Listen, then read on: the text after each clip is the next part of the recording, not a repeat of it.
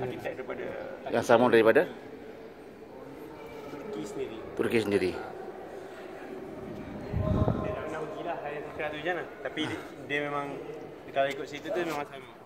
Ini lah makam pemilik tu. Hai. Ini makam dia. Muhammad Ali Pasha. Muhammad Ali Pasha. Ni dia punya makam Ali Pasha. Muhammad Ali Pasha. Oh, dia punya makam. Muhammad Ali Pasha ni sultan ke apa?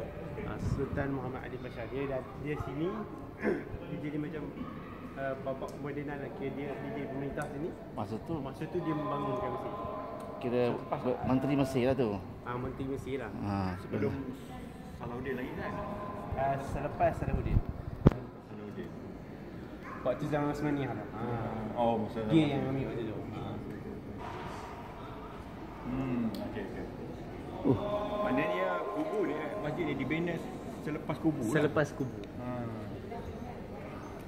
Kubur ni dah lama dah. 1185. Okey.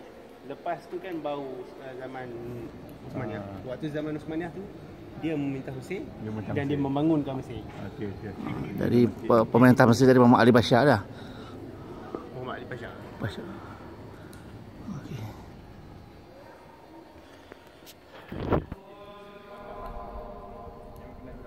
Bukan begitu clear nanti kan relate dia. Ya. Memang kami slow ni. Ataupun aku Konten. gambar ni